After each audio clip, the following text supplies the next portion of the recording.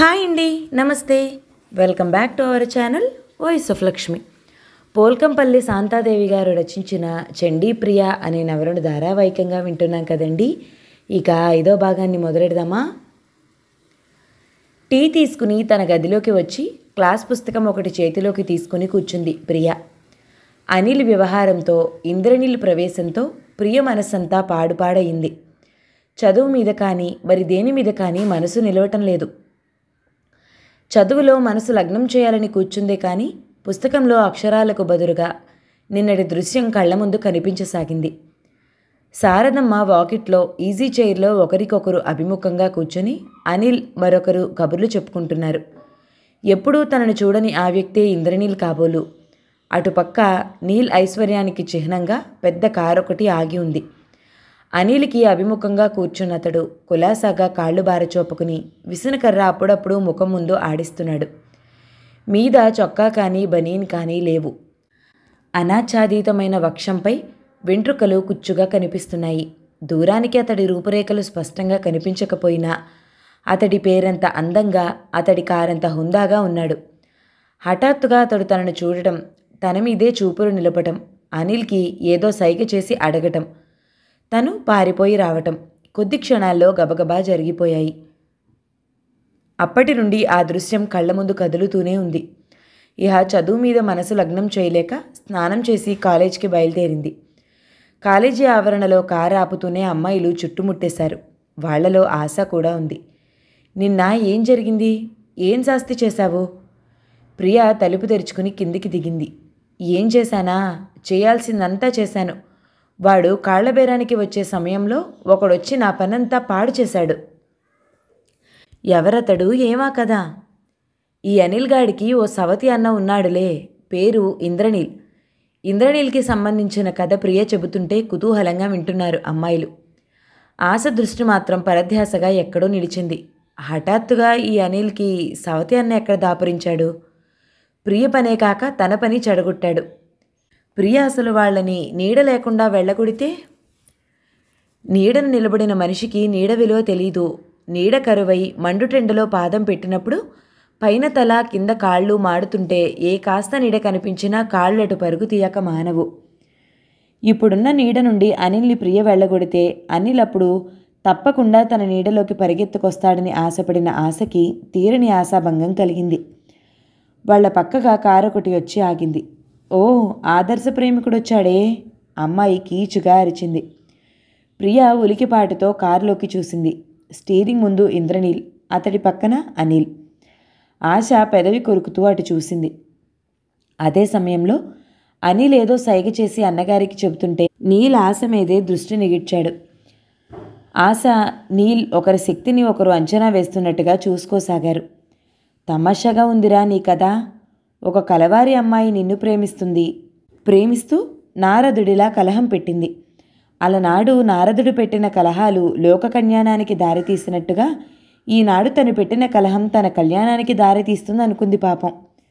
నా వల్ల చాలా అపకారం జరిగినట్టుంది ఈ పిల్లకి. అటు చూడు ఎలా చూస్తుందో నన్ను. ఇంకో కలవారమ్మాయికి నువ్వంటే అసహ్యం. నిన్నెవరు ప్రేమిస్తున్నారో వారిని ప్రేమిస్తే నీ కథ ఎప్పుడో ఫినిష్ అయ్యేది. నిన్ను అసహించుకునే పిల్లలను ప్రేమించి నీ కథకి ముగింపు లేకుండా చేసుకుంటున్నావు. సరే, చూద్దాం నీ కథ ఎంత దూరం పయనిస్తుందో. అనిల్ కారు దిగి చేయి ఊపుతుంటే నీల్ కార్ రివర్స్ చేసుకుని వెళ్ళిపోయింది. అనిల్ దశ ఇంత చిత్రంగా మారిపోవటం గురించి అమ్మాయిలు ఆశ్చర్యంతో తలక్రిందులైపోయారు. రకరకాలుగా అనుకున్నారు. ఆ సాయంకాలం ప్రియ ఇంటికి వస్తూనే, నారాయణ పెద్ద భార్య కొడుకు అసాధ్యుడున్నట్టున్నాడు సుమా అన్నాడు ప్రసాదరావు. ఇంతకీ ఈ సృష్టికర్త లీలలు అనూహ్యం అనాలి. నిన్నటిదాకా మన దయాధర్మం కింద బ్రతికిన వాళ్ళు ఈవేళ మనతో వియ్యమందడానికి మన స్థాయికి కాదు పై స్థాయికి ఎదిగిపోయారు. ఒక్క రోజులో ఎంత మార్పు! ఆయన ఉపోద్ఘాతం తర్వాత ఏం మాట్లాడతాడోనని ఊపిరి బిగబట్టుకుని నిరీక్షించసాగింది ప్రియ. నారాయణ పెద్ద కొడుకు పెళ్లి సంప్రదింపులకు వచ్చాడమ్మా. తన తమ్ముడికి అందం, చదువు, సంస్కారం, నీతి, జాతి అన్నీ ఉన్నాయట. లేని ఒక్కటి తన ఆస్తిని తన తమ్ముడి పేరు మీద రాసి భర్తీ చేస్తాడట. అప్పుడు మీ అమ్మాయిని ఇవ్వడానికి అభ్యంతరం ఏమిటి అని అడిగాడు. మీరు ఇంతకు మించిన సంబంధం తేగలరా అని కూడా ప్రశ్నించాడు.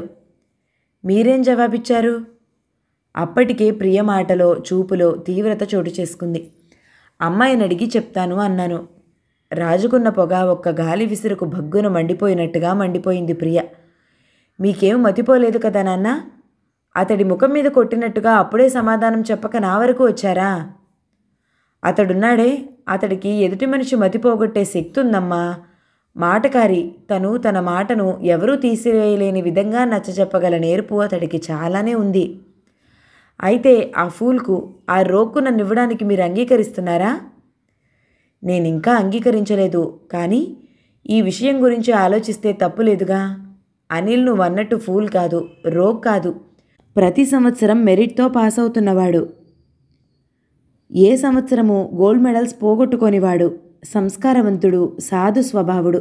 అన్నిటికీ మించి నిన్ను ప్రేమిస్తున్నవాడు. ఇక అంతస్తు మాటకొద్దామా? ఒకనాటి అతని పేదరికాన్ని దృష్టిలో పెట్టుకుని ఈనాటి అతడి ఐశ్వర్యాన్ని చిన్నచూపు చూడాల్సిన పని లేదు. అయినా ఈ సిరి సంపదలు క్షణికాలు. మనువిచ్చే చోట చూడాల్సింది మనుషుల్ని, సంపదను కాదు, మంచి మనసుల్ని. ఈ విధంగా చూస్తే అనిల్కి లోపమేమీ లే. ఇక చాలించండి నాన్న మీ మాటలు. నిజంగా అతడు మాటకారే కావాలి మిమ్మల్ని ఇంతగా మార్చడానికి. ప్రియ ఆవేశం శ్రావణమాసపు నదిలా ఉంది. మనువిచ్చే చోట ఒక్క మనసునే చూస్తారా? వంశమర్యాదలు, పరువు ప్రతిష్టలు ఇవేవి చూడనక్కర్లేదా? వంశమర్యాదలు, పరువు ప్రతిష్టలు. ప్రసాదరావు పెదవుల మీద నిర్వేదపూర్వకమైన నవ్వొకటి లీలామాత్రంగా కదిలింది. మా నాన్నగారి మేనత్త ఒక ఆమె చిన్నతనాన్నే విధవై గుర్కాతో సంబంధం పెట్టుకుని కడుపు రాగా అవమానం భరించలేక ఆత్మహత్య చేసుకుంది. మా తాతగారు మహా గొప్పవారులే. ఏ కొట్టంలో కాస్త కంటినదురుగా ఉన్న గుడ్డున్నా అది మరునాటికల్లా తను పసుసాలలో ఉండాల్సిందే. ఏ ఇంట కాస్త అందమైన స్త్రీ ఉన్నా అది ఆ రాత్రి తన పడకగదిలోకి రావాల్సిందే. వీటికి తీసిపోని ఘాతుకాలెన్నో చేసిన మహానుభావుడాయన. ఇప్పుడు మనం ఉన్న ఈ అంతస్తు కింద ఎన్ని రక్తపుటేరులు ప్రవహించాయో, ఎందరి కన్నీటి ఘోషలు దాగి ఉన్నాయో నీకు తెలీదు.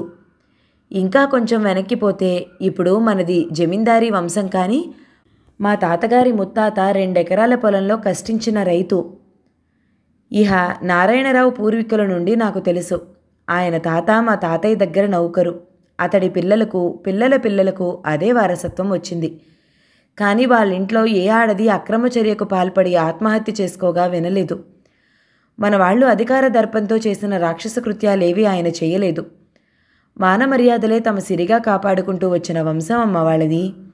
ఇహ పరువు ప్రతిష్టలంటావా? చంద్రుడిని ఆశ్రయించుకుని ఉండే వెన్నెలలా అవి డబ్బును అంటిపట్టుకుని ఉంటాయి. ఇవాళ తండ్రి ధోరణి కొత్తగా వింతగా ఉంది. కళ్ళు వెళ్ళబెట్టుకుని చూడసాగింది ఆయన కేసి ప్రియ. విద్యానగర్లో ఇల్లేదో బేరానికి వచ్చిందట. దాన్ని కొంటూనే ఈ 2-3 రోజుల్లో తన కుటుంబాన్ని ఆ బిల్డింగ్లోకి తీసుకుపోతున్నట్టు చెప్పాడు. రేపటి నుండి ఈ అనిల్ శారదమ్మను నారాయణరావు కొడుకు, నారాయణరావు భార్య అని చెప్పుకోరు జనం. ఇంద్రనీల్ తమ్ముడిగా, ఇంద్రనీల్ సవత్తల్లిగా చెప్పుకుంటారు. మీ మాటలను బట్టి చూస్తే నిన్నటిదాకా ఎవరి సర్వనాశనం కళ్ళ చూసి కానీ విడిచిపెట్టనని అన్నారో అతడికే నన్నిచ్చి కట్టబెట్టేటట్టున్నారే. నీ తండ్రిని గురించి నువ్వు వింతేనే అమ్మా తెలుసుకున్నది. ఆవేశమొద్దు, ఆలోచించుకోమని చెప్తున్నానే కానీ నీ ఇష్టం లేకుండా ఏ నిర్ణయమూ జరగదు. ఈ అనిల్ పాటి సంబంధం నీకు తేలేక కాదు, ఆ మాత్రం గతిలేని వాడిని కాదు. కానీ నీ దూకుడు స్వభావానికి అనిల్ శాంత స్వభావం అయితే సరిపోతుంది. నిన్ను అలాంటి వాడైతేనే గుండెల్లో పెట్టుకుని కాపాడగలడు. నిజం చెప్పొద్దు, అతడు నీకు రాసిన ప్రేమలేఖ చదువుతుంటే నాకు ముందు కోపం కలిగినా తర్వాత అతడి పవిత్ర ప్రేమకు ముగ్ధ అయిపోయింది నా హృదయం. మృత్యువో కళ్యాణమో అన్న వాక్యం చదువుతుంటే నా హృదయం కదిలిపోయిందనుకో. అనిల్ మీద అంత ఆగ్రహం ప్రదర్శించానంటే అదంతా నీ తృప్తి కోసం. నారాయణరావు పెద్ద కొడుకు పెళ్లి సంప్రదింపులకు వచ్చాడు. ఎలా అయితేనే మిమ్మల్ని మంచి చేసుకుని ఒప్పించగలిగాడు. సుడిలో పడిన మనిషిలా అతడి డబ్బు మహత్యంలో పడి మీరేం మాట్లాడుతున్నారో, ఏం ఆలోచిస్తున్నారో కూడా తెలుసుకోలేకపోతున్నారు. కానీ నేనంత సులభంగా అతడి డబ్బు సుడిలో పడను. నా జవాబుగా చెప్పండి. కుక్క బంగారు సింహాసనం మీద కూర్చున్నంత మాత్రాన సింహాసనం విలువ కుక్కకెప్పుడూ రాదని, దేని విలువ దానికే ఉంటుందని. నేనెప్పుడైనా పెళ్లి చేసుకోవడమే జరిగితే ఆ సింహాసనం లాంటి వాడిని చేసుకుంటాను, కానీ సింహాసనం మీద కూర్చున్న కుక్కల్ని చేసుకోనని. కూతురి జవాబుకు ప్రసాదరావు అవాక్కైపోయారు. సిగ్గుచేత అభిమానం చేత ప్రసాదరావు తన కూతురి అభిప్రాయం చెప్పలేకపోయినా ఆ జవాబు వినవలసిన వాడు ఎలాగైతేనేం విన్నాడు. అతడే కాదు, అనిల్ కూడా విన్నాడు. అనిల్ ముఖం మసిపూసినట్టు కాగా నీల్ ముఖం రక్తం చిందుతుందేమోనన్నంత ఇదిగా ఎర్రబడిపోయింది. సింగి ప్రసాదరావు ఇంట్లో పని మనిషి. తండ్రి కూతురు మాట్లాడుకుంటున్నప్పుడు అది ఆ పక్క గదిలోనే ఉంది. విన్నది విన్నట్టుగా ఒక క్షణం ఆలస్యమైతే తన పొట్ట పగిలిపోతుందేమోనన్నట్టుగా పరిగెత్తుకొచ్చి శారదమ్మతో చెప్పింది. అది చెబుతూ ఉన్నప్పుడు నీల్ అనిల్ అక్కడే ఉన్నారు. సింగి ఇంకా ఏదేదో చెప్పి ఏదేదో మాట్లాడి వెళ్ళిపోయాక, చెండి అంటే ఇప్పుడు ఏమిటో అర్థమైందా అని అడిగాడు అనిల్. అతడి ముఖంలో నెత్తురు చుక్కలేదు. అర్థమైంది. మనుషుల్ని ఎలా అవమానించాలో చెండికి తెలిసినంత బాగా మరొకరికి తెలియదనుకుంటాను. ఇప్పటికైనా నీ ప్రతిజ్ఞ ఉపసంహరించుకుంటావా? ఈ మాత్రానికే? నీల్ తలగిరవేశాడు నిర్లక్ష్యంగా. ఆమె అంటే ఏమిటో నాకు అర్థమైంది. నేనంటే ఏమిటో కూడా ఆమెకు అర్థమయ్యేలా చేస్తాను. నా డబ్బు సుడిలో తను పడదు కదూ. ఇది ఒడ్డున కూర్చుని అన్నమాట. నీళ్లలో పడ్డాక అప్పటి మాట ఎలా ఉంటుందో చూడకుండానే నీ చెండిని వదులుతానా? నీల్ కంఠస్వరం కఠినంగా ధ్వనించింది. అనిల్ చేతులు జోడించి అభ్యర్థనగా అన్నాడు. అన్నయ్య, నీకో నమస్కారం పెడతాను. ఇక చెండి సంగతి వదిలే. మనసు లేని మనిషి కోసం ఈ ప్రాకులాట అనవసరం. నాకు లేని పట్టుదల నీకెందుకు? నీల్ కళ్ళు అప్పుడే పదును పెట్టిన కత్తిలా మెరిశాయి. కంఠం గంభీరంగా పలికింది. నేనింతవరకు ఏమైనా చేశానంటే అది నీకోసం చేశాను. నువ్వు మనసారా ప్రేమించిన అమ్మాయిని నీకు భారీగా జతకుదుర్చాలని తాపత్రయంతో చేశాను. ఈ క్షణం నుండి నేనేమైనా చేశానంటే నా కోసం చేస్తాను. చెండి చేసిన ఈ అవమానాన్ని ఒక సవాల్గా స్వీకరిస్తున్నాను. ఇక ముందు ఆమె వల్ల ఏమైనా అవమానాలు సంభవిస్తాయి అంటే అవన్నీ నాకు చెందుతాయి. నువ్వేం భయపడకు. అనిల్ అలజడిగా, నువ్వేం మాట్లాడుతున్నావో నాకు అర్థం కావటం లేదు అన్నాడు. ఎలాంటి గడసర్పమైనా కోరలున్నంతసేపే దాని పొగరు పౌరుషమును. కోరలు పీకితే? నువ్వు చెండిని ఏం చేయదలుచుకున్నావు? గాబరాగా అడిగాడు. ఏమీ చేయను, కోరలు పీకుతాను అంతే. నీల్ మాటల్లో ముఖంలో ఎలాంటి కసాయితనం గోచరించిందో కానీ అనిల్ లోపల కంపించిపోయాడు. అసహించుకున్నాడు. కత్తికి 2 అంచులా పదును అన్నట్టుగా అతడు మంచికి చెడుకు దేనికైనా సమర్థుడైనట్టున్నాడు. ఆడవాళ్ళంటే అసహ్యం అన్న అన్నయ్య చెండి ఎలాగూ తన మరదలు కాబోదని తెలిసి ఆమె పట్ల ఈ ఇంట్రెస్టు, ప్రతీకారం తీర్చుకోవాలన్న పంతం దేనికి? అనిల్కి అన్నగారి మీద ఉన్న భక్తి కొంచెం సన్నగిల్లసాగింది. శారదమ్మకు కాబోయే వియ్యంకులొచ్చారు లగ్నపత్రిక పెట్టుకోవడానికి. చిన్నప్పుడెప్పుడో శారదమ్మ నిరాదరణతో ఇంటికి దూరమై ఆమె సవతి కొడుకు పెద్ద శ్రీమంతుడై తిరిగి వచ్చాడని వాళ్లకు ఎలాగో తెలిసిపోయింది. 1-2 రోజుల్లో ఈ పూరికొంపలో నుంచి అతడు కొనుక్కున్న బిల్డింగ్లోకి వెళుతున్నారని, పెళ్లి కూడా ఆ సవతి కొడుకే చేస్తున్నాడని తెలిసింది. శారదమ్మ కాబోయే వియ్యంకురాలు అంది. ఇది వరలో మీ పరిస్థితులు అంత బాగుండలేదు, అందుకే ఎక్కువ కట్నం అడగలేకపోయాం. ఇప్పుడు మీరున్న పరిస్థితిలో 3,000 కట్నం ఇచ్చి చేస్తే మీకే నామూషి, మాకు అవమానమే. 10,000 కట్నం ఇస్తే గానీ లగ్నపత్రిక పెట్టుకోవడానికి వీల్లేదని మా అబ్బాయి చెప్పాడు. 10,000 ఇచ్చి మా పిల్లను మీ అబ్బాయికే ఇవ్వాలా? శారదమ్మ ముఖం చిటపటలాడించుకుంటూ అంది. 10,000 కాదు, 50,000 ఇచ్చి చేస్తాడు మా పెద్దబ్బాయి. కానీ ఇలాంటి బోసిపోయిన సంబంధం కాదు. ఏ ఇంజనీరుకో డాక్టర్కో విదేశం వెళ్ళొచ్చిన వాడికో ఇచ్చి చేస్తాడు.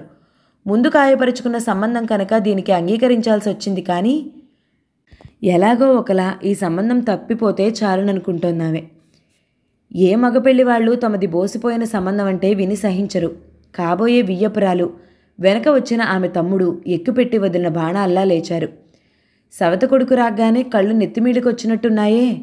ఎలాగో ఈ కన్నెచెర వదిలించమని చేతులు పట్టుకున్న దానివి కదూ. మీరు మాత్రం చేస్తున్నదేమిటిప్పుడు? 3,000 కట్నానికి ఒప్పుకుని నా సవతి కొడుకు రాగానే 10,000 ఇస్తే గానీ లగ్నపత్రిక పెట్టుకోవడానికి వీల్లేదంటారా? దురాశ కాదు మీది? శారదమ్మ తగ్గకుండా అంది. మాట పెరగటం, పావుగంట దాకా ఇల్లు రణరంగంగా మారిపోవటం, మీ సంబంధం మాకక్కర్లేదని వాళ్ళు వెళ్ళిపోవటమూ జరిగిపోయాయి. ఆ సమయంలో అనిల్ కానీ నీల్ కానీ ఇంట్లో లేరు. ఉంటే కథ ఎలా నడిచేదో మరి చెప్పలేం. శారదమ్మ గుండెల్లో నుంచే పెద్ద బరువేదో దిగిపోయినట్టు తేలికపడింది. కృష్ణ మాత్రం బిక్కముఖం వేసుకొని కూర్చుంది. 1 గంట తర్వాత కాలేజీకి వెళ్ళిన అనిల్, పని మీద వెళ్ళిన నీల్ తిరిగి ఇంటికి వచ్చారు. జరిగింది విని అనిల్ తల్లినే కోప్పడ్డాడు. నువ్వలా వాళ్లను అవమానించాల్సింది కాదమ్మా. అన్నయ్య రాకముందు ఈ సంబంధం కృష్ణకి కుదిరితే దేవుడికి జోడు కొబ్బరికాయలు కొడతానని మొక్కుకున్నావు. ఎలా అయినా ఈ సంబంధం పడాలని తహతహలాడావు. ఇప్పుడేంటి, అన్నయ్య ఎంత డబ్బైనా ఖర్చు పెట్టగలడని? నీల్ మాత్రం ఈ విషయంలో జోక్యం కలుగు చేసుకోకుండా మౌనముద్ర వహించాడు. పోతే పోయింది వెధవ సంబంధం. ఈ పాటి సంబంధం ఇక మన పిల్లకు దొరకదనా? అయినా వాళ్ళు 3,000కి ఒప్పుకుని ఇప్పుడు 10,000 అడగడం బావుందా? వాళ్ళది పొరపాటే, ఎలాగో సర్ది చెప్పాలి కానీ సంబంధం చెడిపోయేలా చేస్తారా ఎవరైనా? కొడుకు మాటలు కోపం కలిగించిన శారదమ్మ నీల్ ఎదుటికి వచ్చి నిలబడి కొంచెం ఆవేశంగా అంది. బాబూ, నువ్వు ఈ పాటి సంబంధం నీ చెల్లికి తేలేవా? నా భారం పెళ్లి ఖర్చు భరించేంతవరకే కానీ సంబంధం తెచ్చే బాధ్యత నా మీద పెట్టకు పిన్ని. నీకు నచ్చిన సంబంధం నువ్వే చూడు, నేను పెళ్లి చేస్తాను అన్నాడు నీల్. వాళ్ళు ఇలాంటి వాద వివాదాల మధ్య ఉండగానే కృష్ణకు వాగ్దత్తమైన వరుడు రానే వచ్చాడు. మా వాళ్ళు చాలా పొరపాటు పనిచేశారు. కట్నం పెంచమనడం వాళ్లదే తప్పు. వాళ్ల తరపున నేను క్షమాపణ కోరుకుంటున్నాను. అయినా నాకు కట్నాలు కానుకలు ఏమీ వద్దు. నాకు కావాల్సింది మీ అమ్మాయి. 2 పూలదండలు తెప్పించి ఇస్తే దండలు మార్చుకుని ఇప్పుడే ఆమెను నా భార్యని చేసుకుని మా ఇంటికి తీసుకెళ్ళిపోతాను అన్నాడతను. నీల్ లేచి కాబోయే బావమరిది భుజం మీద చెయ్యి వేశాడు. అంత తొందరైతే ఎలా? తీసుకురావాల్సిన కట్న కానుకలు తీసుకుని రావలసిన వేళకే మీ ఇంటికి వస్తుంది మా చెల్లెలు అన్నాడు హుందాగా. అతడు కొంచెం సేపు కూర్చుని ఆ మాట ఈ మాట మాట్లాడిపోయాడు. అన్నయ్య, ఏదో ముఖ్యమైన విషయం మాట్లాడబోతున్నట్టుగా పిలిచాడు అనిల్. నీల్ తమ్ముడు కేసి ప్రశ్నార్థకంగా చూశాడు. నువ్వు కొంటున్న ఆ ఇల్లును నా పేరు మీద రిజిస్టర్ చేయిస్తానని అమ్మతో చెప్పావుట?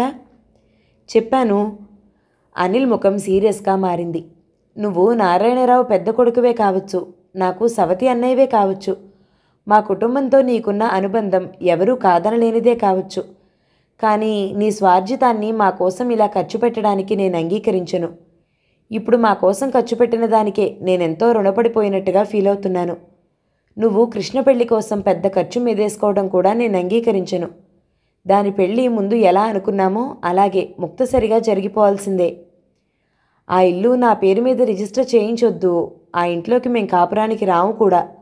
జరిగిన నాళ్ళు మా జీవితాలు ఈ ఇంట్లో గడిచిపోవాల్సిందే. ఇప్పటికే ఈ నడమంత్రపు సిరితో ఈ ఇంట్లో విపరీతపు బుద్ధులు పుడుతున్నాయి. ఇంకా ఏమనర్థాలు జరుగుతాయోనని నాకు భయంగా ఉంది. అనిల్ మాటలు ఎంత గాయపరిచాలో అంతా గాయపరిచి వదిలాయి నీల్ను. అతడు చాలాసేపు మాటా పలుకు లేకుండా స్థాణువులా కూర్చుండిపోయాడు. చివరికి ఉదాసీనంగా, అలాగే తమ్ముడు, ఇక ముందు నా హద్దులేవో తెలుసుకుని మసులుతాను అన్నాడు. అని కూర్చోలేదు. వెంటనే బట్టలేసుకుని వెళ్ళడానికి తయారై లెదర్ బ్యాగ్లో నుంచి చెక్ బుక్ తీశాడు. అందులో నుంచి ఒక కాగితం చింపి కింద సంతకం చేసి, కృష్ణ పెళ్లికి ఎంత కావాలో నువ్వే తెచ్చుకో. పెళ్లి సమయానికి వచ్చి వధూవరుల మీద అక్షింతలు చల్లి వెడతాను అన్నాడు అనిల్ చేతికిస్తూ. ఆ బుద్ధిహీనుడు మాటలు పట్టుకుని నువ్వు పోవడం ఏమిటి బాబూ? నువ్వు వెళ్ళడానికి వీల్లేదు. శారదమ్మ కంగారుగా అడ్డుకుంది. వద్దు పిన్ని, రక్త సంబంధం ఉన్నంత మాత్రాన ఎవరూ తన వాళ్ళు కాదు. ఆ మమత అనేది కలిసిమెలిసి పెరగటంలో, కష్టసుఖం పంచుకోవటంలోనే వస్తుంది. ఆ సంగతే ఈరోజు చెప్పాడు తమ్ముడు. మెరిట్ స్కాలర్ కదూ. అన్నయ్యకు ఆ మాత్రం బుద్ధి చెప్పకపోతే ఎలా? ఎంత నిబ్బరంగా ఆ మాటలు అనాలనుకున్నాడో అంతగా గొంతు వణికింది.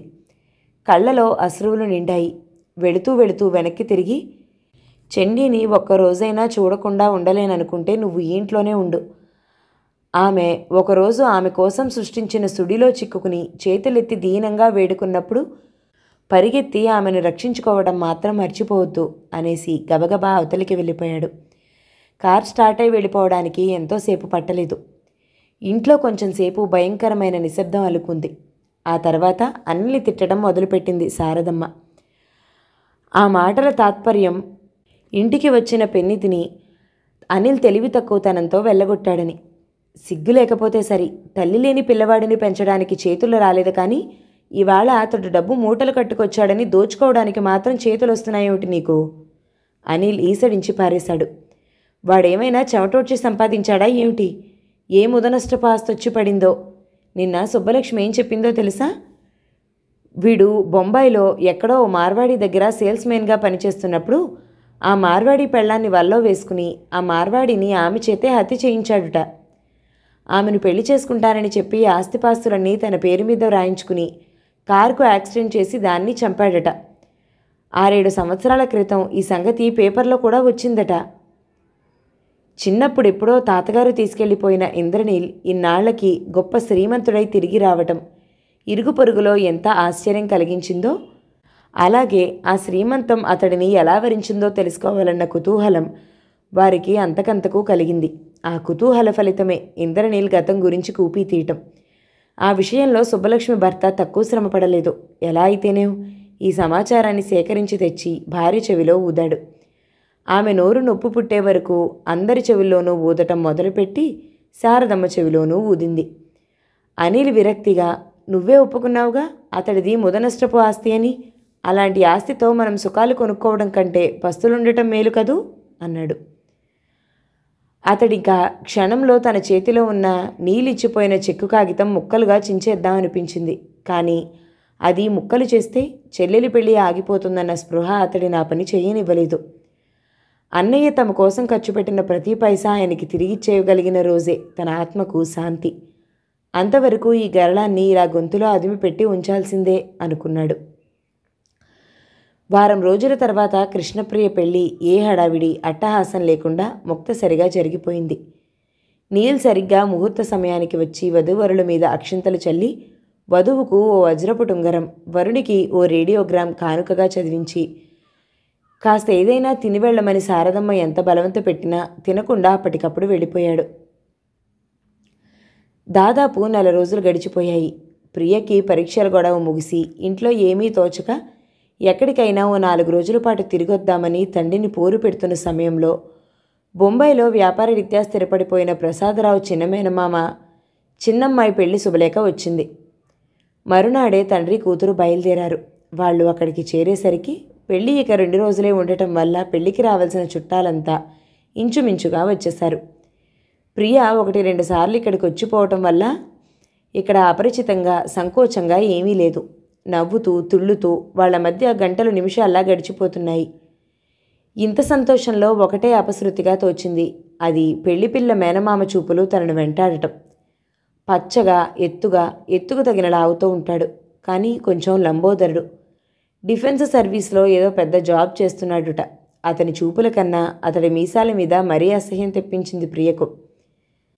స్వభావతః అతడు అందరితో కలివిడిగా తిరిగే మనిషే. ప్రియ ఎక్కడున్నా నిస్సంకోచంగా వచ్చేవాడు. ఎంతో కాలంగా బాగా పరిచయం ఉన్నవాడిలా మాటలు కలిపేవాడు. అతడి పేరు విజయ్ కుమార్. పెళ్ళి అయిపోయింది. వధూవరులకు కానుకలు చదివించడం ప్రారంభమైంది. ఒకరిద్దరి పేర్ల తర్వాత ఇంద్రనీల్ అన్న పేరు వినిపించి ఆడవాళ్ల వైపు కూర్చున్న ప్రియ పామేదో వీపున జరజరా పాకినట్టు ఉలిక్కిపడింది. ఆ పేరు ఇంకెవరికీ ఉండదా ఏం? ఆ ఇంద్రనీల్ ఇంత దూరం ఇక్కడికెందుకు వస్తాడు? అయినా షామియానా కింద కుర్చీలో కూర్చున్న ఆహ్వానితులైన మగవాళ్లను ఆసక్తిగా వరుసగా గమనిస్తూ పోయిన ప్రియచూపులు ఒకచోట చిక్కుపడ్డట్టుగా నిడిచిపోయాయి. అతడు ఇంద్రనీలే, సందేహం లేదు. సూటు బూటులో చాలా హుందాగా ఉన్నాడు. ప్రసాదరావు మేనమామ మోహనరావు ఇంద్రనీల్ని చూపిస్తూ ప్రసాదరావుతో ఏదో చెప్తున్నాడు. బహుశా అతడిని పరిచయం చేస్తున్నాడు కాబోలు. తండ్రి తలా చేతులు ఊపుతూ పెద్దగా నవ్వుతున్నాడు. మోహనరావు ఇంద్రనీల్ చేతికి చెయ్యి పైన వేసి అతడి భుజాన్ని హత్తుకుని నడుస్తూ అతడిని ఇంకెక్కడికో తీసుకెళ్లటంతో ఇంద్రనీల్ కనిపించడం మానేశాడు ప్రియకు. సింగి ద్వారా ఇంద్రనీల్ సంగతులు, ముఖ్యంగా సుబ్బలక్ష్మి భర్త సేకరించిన సమాచారం విన్న ప్రియ అప్పటికప్పుడు ఈ ఇంద్రనీల్ సంగతి ఏమిటో తేల్చుకోవాలని తండ్రి మేనమామ భార్యను వెతుకుతూ బయలుదేరింది. ఆవిడ వచ్చిన అతిథులకు కాఫీ టిఫిన్లు పంపే ఏర్పాటులో ఊపిరి సలపనట్లుగా ఉంది. గలగలలాడే సెలయేరులా వచ్చి ప్రియ మీద పడేసరికి ఆమె ఉలిక్కిపడి చూసింది. ఏమిటే చండి, నీకు ఇంద్రనీల్ సంగతులు ఏమైనా తెలుసా అంది.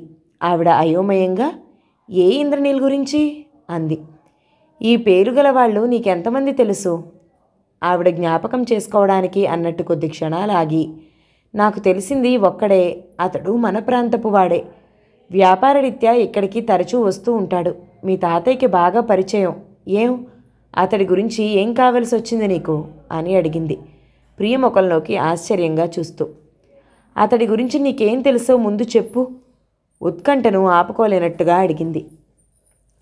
నాకు తెలిసినంతవరకు అతను మన ప్రాంతపు వాడు, బిజినెస్లో అతి సమర్థుడు, అతి త్వరలో బాగా పైకొచ్చి అందరి దృష్టిని ఆకట్టుకున్నవాడు. అంతేనా?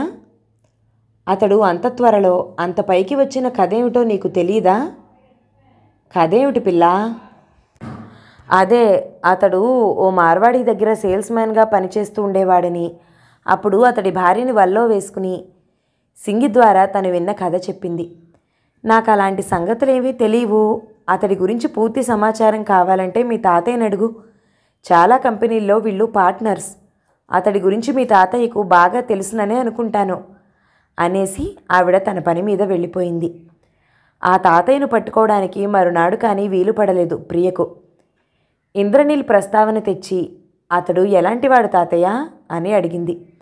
నాకు తెలిసినంతవరకు చాలా మంచివాడు, జీవితంలో చాలా దెబ్బలు తిని పైకొచ్చినవాడు. ఇంతకీ అతడి సంగతులు నీకెందుకు కావలసి వచ్చాయి? అతడు తమ గుమాస్తా నారాయణరావు కొడుకని, అతడు ఈ మధ్య హఠాత్తుగా ఎవరో మంత్రదండం తిప్పితే ప్రత్యక్షమైనట్టు ప్రత్యక్షమయ్యాడని, అతడి గురించి అక్కడి వాళ్ళు ఏమనుకుంటున్నారోనని చెప్పింది. మోహనరావు ఒక పెట్టును నవ్వాడు. కథ బాగానే అల్లారే. ఇంద్రనీల్కి మనుషులకి ప్రాణాలు పోసే మంచి మనసే కానీ ప్రాణాలు తీసే చెడ్డ మనసుందని నువ్వు చెప్పేదాకా నాకు తెలియదమ్మా. అతడు చదివింది కూడా మనుషులకు ప్రాణాలు పోసే డాక్టర్ చదువాయే. అతడు డాక్టర్ కూడానా? ఎంబీబీఎస్ ఫైనల్ ఇయర్లో ఉండగా ఏవో అవాంతరాలు రాగా ఆగిపోయిందని విన్నాను. సరే, నేను అడిగిన సంగతి చెప్పు. ఆ మధ్య పత్రికల్లో కూడా వచ్చిందట కదా? పత్రికలు అన్నీ నిజాలే ప్రచురిస్తున్నాయా ఏమిటి? నాకు తెలిసింది చెప్తాను. అతడు ఒక మార్వాడి జ్యువెలరీ షాప్లో సేల్స్మెన్గా పనిచేసిన మాట నిజమే. ఆ మార్వాడి 2 భార్యలు చనిపోగా 60వ ఏట 3వ పెళ్లి చేసుకున్నాడు. ఆ కొత్త భార్య ఇంద్రనీల్ని వలిచింది. ఆ వలుపులో పడి భర్తకు ఓ రోజు పాలలో విషం పెట్టి చంపింది. ఆ తర్వాత అది హత్య కానట్టు తన డబ్బు గుమ్మరించి రూపుమాపు చేయించింది. ఇక అతడి వెనుకపడి ప్రాణం తీయటం మొదలుపెట్టింది. చివరికి పెళ్లికి అంగీకరించాడు. పెళ్లికి ముందే తన ఆస్తిపాస్తులు, జ్యువెలరీ షాపు ఇంద్రనీల్ పేరు మీద రాసింది. పెళ్లి చేసుకోవడానికి వెళుతూ ఉండగా కారు యాక్సిడెంట్ అయింది. ఇంద్రనీల్ ప్రాణాలతో బయటపడ్డాడు. 6 నెలల దాకా హాస్పిటల్లో పడి ఉన్నాడు. మార్వాడి భార్య, కారు నడుపుతున్న డ్రైవరు అక్కడికక్కడే చనిపోయారు. తాతయ్య చెప్పిన ఈ కథ ప్రియకి సంతృప్తి కలిగించలేదు, నమ్మకం అంతకంటే కలగలేదు. మన సమాజంలో ఉన్న దుర్గుణం ఏమిటంటే, ఒకడు అదృష్టం బాగుండి పైకి వస్తే చూసి సంతోషించడానికి బదులు ఇలాంటి కథలల్లి సంతోషిస్తూ ఉంటుంది అన్నాడు మోహనరావు. నాన్న ఎక్కడికి వెళ్ళారు తాతయ్య? గంట క్రితం ఇంద్రనీల్ వచ్చి తనతో తీసుకెళ్లాడమ్మా. ప్రియ ఒక విధమైన భయంతో ఎందుకు అని అడిగింది. మీ నాన్నని ఈవేళ తన గెస్టుగా ఆహ్వానించి తీసుకెళ్లాడతను. ప్రియ తండ్రి కోసం నిరీక్షిస్తూ బయటే నిలబడింది. రాత్రి 9 గంటల ప్రాంతంలో ఇంద్రనీల్ కారులో నుంచి ప్రసాదరావు గారు దిగారు. ఇంద్రనీల్ కారు దిగకుండానే గుడ్ నైట్ చెప్పి కార్ స్టార్ట్ చేసుకుని వెళ్ళిపోయాడు. ఎక్కడికి వెళ్ళారు నాన్న? ఇంద్రనీల్ ఇవాళ సాయంకాలం తన ఇంటికి ఆతిథ్యానికి ఆహ్వానించాడమ్మా. అతడికో ఇల్లు కూడా ఉందా ఇక్కడ? ఇల్లేమిటి, పెద్ద బిల్డింగు. ఇవాళ కార్ల ఫ్యాక్టరీ చూశాను. తన కళ్ళతో చూసినవి సంభ్రమంగా వర్ణిస్తూ ఇంట్లోకి వచ్చారు ప్రసాదరావు. కూర్చుంటున్నావేమిటి? నేను ప్రియా నీకోసం భోజనం చేయకుండా కూర్చున్నావు మోహన్ రావు అన్నాడు. నా భోజనం అక్కడే అయిపోయింది, మీరు తినండి. ఇవాళ నాకు మంచి ఐడియా వచ్చింది మావయ్య, నువ్వు ఇలా కూర్చో చెప్తాను. మేనమామను కూర్చోబెట్టి ప్రసాదరావు చెప్పిన సంగతి ఇది. బాంబేకి 50 కిలోమీటర్ల దూరంలో ఫ్యాక్టరీ అమ్మకానికి వచ్చిందట. కొత్త పరికరాలతో చాలా చౌకలో అమ్మబడుతోందట. 1 కోటి రూపాయలైతే సరిపోతుందట. ఇంద్రనీల్ డబ్బంతా అగ్రికల్చర్లో, బిజినెస్లో ఉండిపోవటంతో ఇలాంటి మంచి ఛాన్స్ వదులుకోవాల్సి వస్తుందని, ఆ డబ్బు ప్రసాదరావు సమకూర్చగలిగితే ఇంకా కొంచెం తగ్గించి ఆ ఫ్యాక్టరీ ప్రసాదరావుకి ఇప్పిస్తానని, పెట్టిన డబ్బు సంవత్సరంలోగా తిరిగి వస్తుందని చెప్పాడట నీల్. అయితే నువ్వు అది కొనాలని అనుకుంటున్నావా ప్రసాదు? మోహన్ రావు అడిగాడు. పూర్తిగా ఆ నిర్ణయానికి రాలేదు, నీ సలహా తీసుకుందాం అనుకుంటున్నాను. రేపు వెళ్ళి ఆ ఫ్యాక్టరీ ఏమిటో ఆ కథ ఏమిటో చూశాక కానీ నేనేమీ చెప్పలేను. నీకో ముఖ్య విషయం చెప్పడం మరిచానోయ్. మా విజయ్, అదే మా బావమరిది చండిని చేసుకుంటానంటున్నాడు. నీ అభిప్రాయం ఏమిటి? ఇంత హఠాత్తుగా అడిగితే నేనేం చెప్పగలను? అమ్మాయి అభిప్రాయం తెలుసుకోవాలి కదా. తెలుసుకో, తొందరేం లేదు. విజయ్ రేపు షిల్లాంగ్ వెళ్ళిపోతున్నాడు. ఆలోచించుకుని ఒక నిర్ణయానికి వచ్చాకే అతడికి జాబు ద్వారా తెలపొచ్చు. మర్నాడు వెళ్ళి ఫ్యాక్టరీ చూసి మంచి చెడ్డలు తెలుసుకుని వచ్చారు ప్రసాదరావు, మోహన్ రావు. ఫ్యాక్టరీ కొనటంలో నష్టమేమీ లేదని, సమర్థుడైన వ్యక్తి చేతిలో 6 నెలలకే పెట్టుబడి వచ్చేస్తుందని చెప్పాడు మోహన్ రావు. ఇంచుమించుగా ఆ ఫ్యాక్టరీ ప్రసాదరావు కొనడానికి నిర్ణయం జరిగిపోయినట్టే. ఇంత డబ్బు మీరెక్కడి నుండి తేవాలనుకుంటున్నారు నాన్న? ప్రియ అడిగింది. బ్యాంకు బ్యాలెన్స్ 50,000 కంటే ఎక్కువ లేదు. కానీ పొలాలున్నాయి కదా, అవి అమ్మేయాలనుకుంటున్నాను. పొలాలు అమ్మాలనుకుంటున్నారా? ప్రియకి ఆశ్చర్యం, ఆవేశం సమపాళలో కలిగాయి. ఆ మాట వింటేనే నాకెంతో బాధగా ఉందే.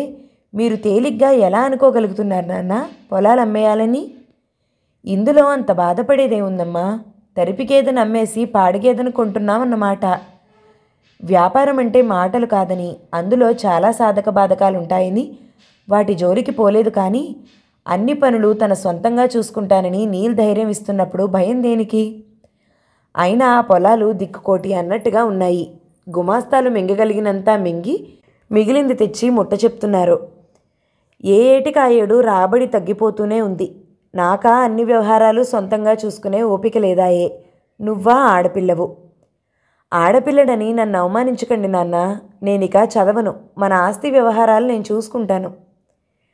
పెళ్లి చేసి అత్తారింటికి పంపాల్సిన వయసులో నీకు ఆస్తి వ్యవహారాలు అప్పగించినా? ప్రియవంక ఆపేక్షగా చూశారాయన. అయితే ఆ నారాయణరావు కొడుకును నమ్మి మీ సర్వస్వం అతడి చేతిలో పెట్టడానికే నిర్ణయించుకున్నారా? ఆవేశంగా అడిగింది. నాకంతా అదృష్టమా? స్మితవదనంతో అన్నాడు ప్రసాదరావు. నా సర్వస్వం అతడి చేతిలో పెట్టగలిగితే నా అంత అదృష్టవంతుడు ఉండేవాడు కాదు చండి. కానీ అతడికి అలాంటి ఆలోచనలు లేనట్టున్నాయి. ఉంటే ఇంతకాలం బ్రహ్మచారిగా ఎందుకుండిపోతాడు? ప్రియ సర్పద్రష్టలా కొయ్యబారిపోయింది. అలాంటి సమర్థుడు, ఋషితుల్యుడు నా కొడుకే అయితే ఈ వయసులో నా జీవితం ఎంత నిశ్చింతగా గడిచిపోయేదో. మీ అమ్మ అన్నట్టు అతడిని పెంచుకున్నానైనా కాదు. తనకు కొడుకులు లేరని కానీ, ప్రియ ఆడపిల్ల కాకుండా మగవాడైతే బావుండేదని కానీ ఎన్నడూ విచారం వెలుబుచ్చని ప్రసాదరావు ఇలా అంటున్నారంటే అది నీల్ని చూసిన వేళా విశేషం కావాలి. అతడి చాకచక్యం క్షణమైనా వృధా పోనివ్వని శ్రమపడే తత్వం ఆయన్ని ఎంతగానో ఆకర్షించి, అలాంటి కొడుకు తనకు ఉంటే ఎంత బావుండేదని అనుకోవడంలో అసహజం ఏమీ లేదు. కొడుకులు లేని ఆ లోటు ఏమిటో నీల్ని చూశాకే స్ఫురించినట్టుందాయనికి.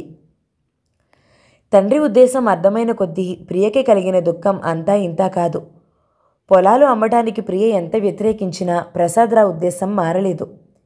నువ్వు చిన్నపిల్లవు, నీకు తెలీదమ్మా. ఆ పొలాలన్నీ అమ్మేసి నేను గుర్రపందాలకి తాగుళ్ళకి పెట్టడం లేదుగా. మంచి ఫ్యాక్టరీ మన చేతిలో ఉంటుంది. నేనిన్నాళ్ళు బిజినెస్ వైపు దృష్టి పోనివ్వలేదంటే నీల్ వంటి సమర్థుడైన వ్యక్తి నాకు అందుబాటులో లేకే. ఇప్పుడు వచ్చిన అవకాశం కాలదన్నుకోవడం ఉత్త తెలివి తక్కువ. మీరు నమ్ముకున్న ఆ వ్యక్తి నట్టేట్లో ముంచితే? మా మోహన్ మామ కూడా నీళ్ళలాంటి నిజాయితీపరుడు ఈ ప్రపంచంలోనే లేడన్నాడు. హతాశురాలైపోయింది ప్రియ. 5వ భాగం సమాప్తం. మిగతా కథని తర్వాతి భాగాలలో విందామండి. నవల మీకు నచ్చినట్లయితే లైక్ చేయండి, షేర్ చేయండి, మంచి కామెంట్ చేయండి. మన ఛానల్ని తప్పకుండా సబ్స్క్రైబ్ చేయండి. Thank you so much for watching. నమస్తే.